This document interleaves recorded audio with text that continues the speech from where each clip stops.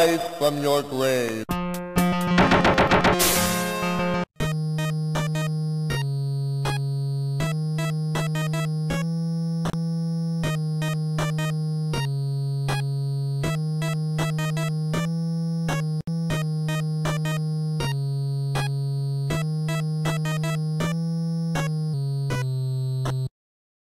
Hello everyone, Alec Alger the SideQuest Gamer here, and today we're going to take a look at a Sega Genesis launch title that made Nintendo fans defect to the Sega Empire. Today we're taking a look at the one, the only, Altered Beast for the Sega Genesis. Altered Beast was a 1988 arcade game developed and manufactured by Sega and was ported to the Sega Genesis in 1989 as a launch title. And I actually have played both versions of the game. Be sure to check out Sonic's Ultimate Genesis collection for the Xbox 360 or PlayStation 3. For the PlayStation 3, get the Greatest Hits version, and the Xbox 360, get the Platinum Hits version. Trust me, it's one of the best deals in gaming. Forget the orange box. You get 40 games for $20. And they say Sega doesn't care about their customers. Pfft. Silly Sonic fans, just because they didn't make the Sonic game you wanted doesn't mean they don't care about their customers. Anyways, back to the review. I don't want YouTube to flag me for thinking this is some product placement, when in reality Sega doesn't even know I exist. Now there are differences with these two versions. Graphically, both versions kind of look identical, and while the NES could do some great arcade ports of 8-bit arcade games like Pac-Man and Galaga, the Sega Genesis could do great ports of 16-bit arcade games. And since the late 80s introduced 16-bit arcade games with more realistic graphics and smoother gameplay, the kids really had to make the tough decision to either wait for Nintendo to make their 16-bit system they heavily discussed in Nintendo Power, or just get the Sega Genesis. And since the SNES didn't come out until 1991, let's face it, kids were not going to wait until Nintendo finally made their 16-bit system. They were going Genesis. They betrayed Nintendo faster than you can say, "You're an idiot, Starscream." Now don't get me wrong. If I were a kid in the 80s and I played Altered Beast at my friend's house and saw the amazing graphics on my friend's TV and it didn't say insert quarter, then I would have betrayed Nintendo in a heartbeat. Now as for the game itself, platformers and beat-em-ups were popular back then in the 80s, and this game merged the two together, although if you would ask me, it's more of a beat-em-up than anything. The story is basically you're a Greek centurion who died in battle, but then you were revived by Zeus, and you have to save his daughter Athena from the necromancer known as Neph. And basically, you have to collect these bolt-like items in the levels that make you stronger and stronger until you literally become a beast. I'm not even kidding. You know that slang terms school kids use to describe a guy who could lift things with no problem? You know how they called them a beast? Now I know where that came from, and if you don't know what I'm talking about, it's not you, it's just that I'm old and not exactly with the times anymore. By the way, are denim jackets still a thing? Anyways, back to the review. Way before The Legend of Zelda Twilight Princess and Sonic Unleashed, there was a game that centered around beast forms. But unlike those two, our hero has like 4 beast forms: a werewolf, a werebear, a thunder were-dragon thing, and a were-tiger, and even a more powerful golden werewolf. 3 more forms than a Link and Sonic hope to ever master, although to be fair, Link did transform into 4 other creatures in Majora's Mask, but they were not nearly as cool as the Altered Beast himself. Okay, now let's go back and compare the two again. Now, obviously I exaggerated when comparing the Genesis port to the arcade version, saying that the Genesis port looked near identical. I mean, obviously it's a little watered down, but very close to the original. I mean, the sprite quality is a little washed out, but still good. The music and sound quality isn't as crisp as the arcade version, but for 1989, this was a technical masterpiece.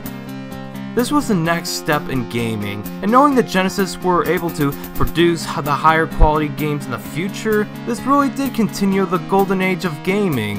Now believe it or not, there is one aspect to the Genesis port that is superior to the arcade version. The Genesis port had parallax scrolling, which may seem like no big deal now, but back then it was impressive and improved immersion into the game.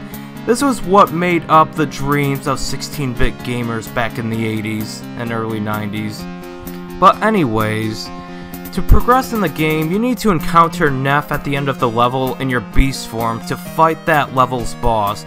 If you're not in your beast form, you restart back to a certain point in the level and grind for those blue orbs until you finally become a beast.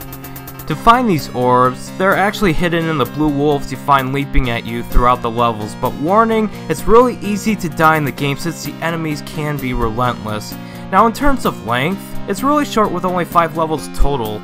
But unlike the arcade game, when you lose all of your lives, you get a game over and have to restart the game all over. In the arcade version, you could continue from where you died provided you inserted another quarter. Unless you're playing Sonic's Ultimate Genesis collection for the Xbox 360. Okay, I'm done. I promise I'm done. Now while this game is loads of fun and a good time for a weekend, it didn't age that well, unfortunately, and I mean in a gameplay sense. The controls are very basic. Press A to punch, B to kick, and C to jump, but the jump button might as well not exist since the jumps are kinda stiff and wonky, and while the beast transformations are cool and all, the boss battles feel kind of cheap with them, where it's really just a matter of kill the boss before it kills you because your jump is terrible and their projectiles shoot out faster than your reaction time can handle. Sometimes they even move faster than your reaction time can handle. And some of these boss battles take out a lot of health from you. Oh, and by the way, I forgot to mention, but this game supports 2-player co-op, and this is one of those games that are so hard you need a friend to play. Otherwise, you won't even make it past the second level. Now, Quarter Sucker arcade games and their respective console ports, while a great testament to their time, they don't age that well because the Quarter Sucker mentality is usually due to intentionally programmed cheapness.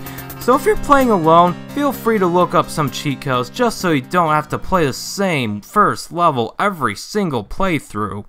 Now, I don't condone to cheating most of the time, but if there's a continue cheat, why not? Gamers paid more than $50 for this game upon release. That's like 200 quarters there, and if the arcade game let you continue, so should the port. I mean, sure, the same can be said for Contra, but that's actually a well-programmed game based on skill. Your character in that game can maneuver in a well-controlled fashion, and at least enemy projectiles give you a split second to dodge. Some projectiles in Altered Beast move so fast they're impossible to dodge. So I don't think this game aged that well, just because of that alone, but I do recommend gamers and collectors seek out a cartridge of it. Most of the love can be said to be nostalgic based, but this game does a few things well and was a great reason why Nintendo kids in the 80s should defect to the Sega Empire. But I'm sorry to say that it's just a monument of the early 16-bit console days that just doesn't hold up as well as it should, especially with the unforgiving difficulty present. So overall, I would say this game is pretty decent. Not exactly my top 20 Sega Genesis games of all time, but it still get my rating of a 71 out of 100. It's a blast from the past with blast processing, and can still be enjoyed by a few people today, but just not for everyone. Although the game was highly praised in its time, it did not get a sequel until 2005 for the PS2, but this sequel took place in a modern setting and was not connected with the original other than the game centers around beasts, and was made by Sega, and has the same title. It was only released in Japan and Europe only, but oh well. There is a true sequel for the Game Boy Advance called Altered Beast Guardian of the Realms, released in 2002, developed by 3D6 Games and published by THQ. But like the PS2 sequel, I also don't know if the game is any good or not. It looks like fun from the gameplay footage, but I can't make that call. Thank you all so much for watching part 3 of my Genesis Marathon. I'll see you all next week for my review of a Sonic game. You'll find out next week. Thank you all so much for watching, and remember to stay awesome.